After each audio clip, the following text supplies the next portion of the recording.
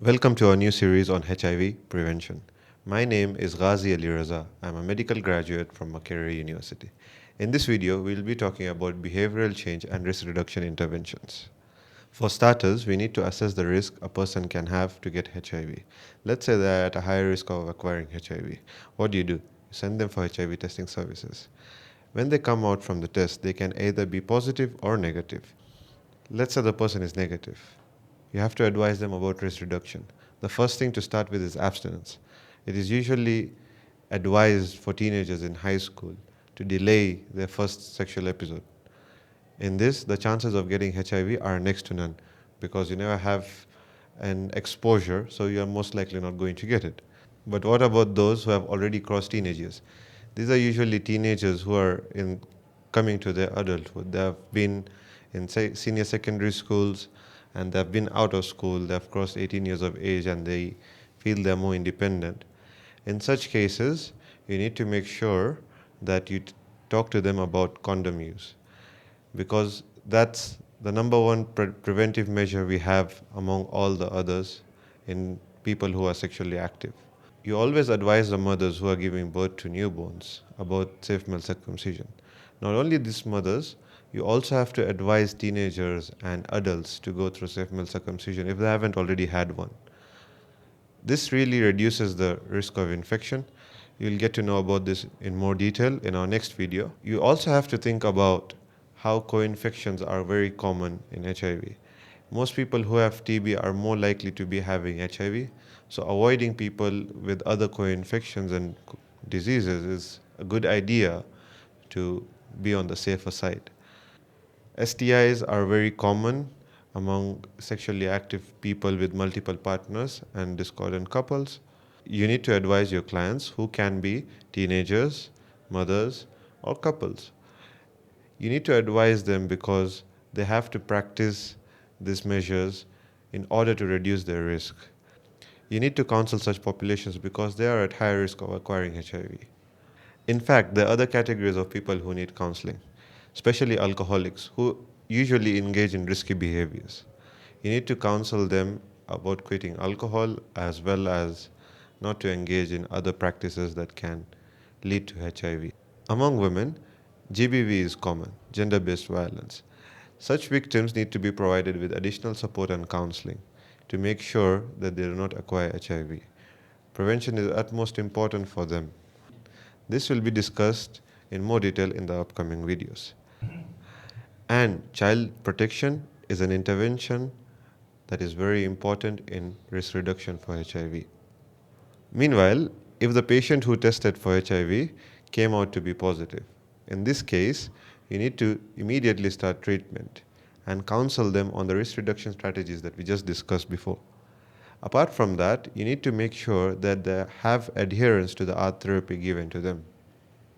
Speaking of interventions, why do you want to intervene? What's the reason behind it? Firstly, you want to delay sexual debut. When you delay sexual debut, the person has more mental capacity to decide what's better for them. Secondly, you want to discourage unsafe sex. This usually happens in concurrent sexual partnerships where one person has more than one sexual partner or they have multiple relationships at the same time. You also want to discourage cross-generational sex and transitional sex. And you want to promote persistent condom use. Moving on to the services for behavioral change and risk reduction. There are four. The first one is service delivery. When it comes to service delivery, you need to have a focal person in the health facility who is trained in HIV prevention. And especially you need to have staff that are trained in gender and sexual diversity. In fact, it's advisable to use peer-led models. That means use those people who have already had HIV or friends who can go and invite people to come and get HIV prevention services.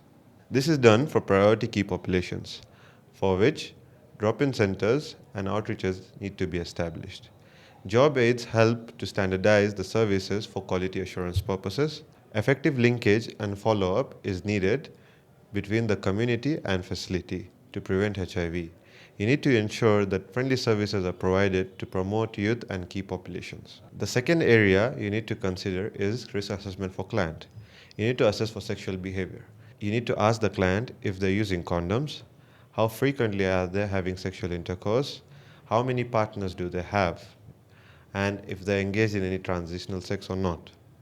After that, you need to encourage correct and consistent condom use. Then the other thing you need to assess is the partner's knowledge of HIV status and sexual behavior. You also need to make sure that the partner has no STIs, and if so, you need to link them to treatment, and you also have to assess for gender-based violence. Do not forget to discuss sexual and reproductive health with the client. Talk to them about the services offered and linkages provided. Offer them HTS services if they're sexually active and they have not tested for the past 12 months, or they have not been having protected sex in the last 3 months.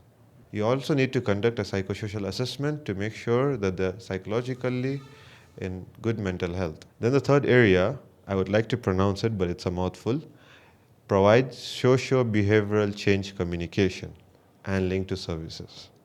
What does this mean? It basically means that you need to communicate effectively to advise people to change their behavior to prevent HIV.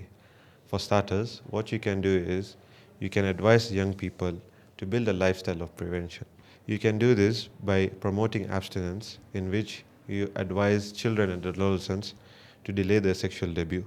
You need to show them how to use condoms correctly and consistently, and in certain cases where appropriate, you need to offer them condoms to take with them because they might not have access to it from other places. Also, discourage concurrent multiple partnerships. You need to advise your clients to be faithful to their partners who have known HIV status. Let's say a partner has HIV positive and the other partner does not, and the person who is positive does not disclose their status to their partner. In this case, they're being unfaithful. So you have to advise them to disclose their status and make sure that they're with one person only so that their status does not change, thus being faithful. In the past decade, cross-generational and transitional sex has been on a rise. You need to combat this by advising clients not to participate in it. There are risky cultural practices, for example, widow inheritance, wife replacement, and child marriages. This should be discouraged in all settings. You need to identify, refer, and link clients to the relevant facilities. You also need to assess for violence. This could be physical, emotional, or sexual. If there are hints of sexual violence, you need to identify the relevant authorities immediately and make sure that the person is not sexually assaulted. In the next area, we are promoting condom use and its promotion.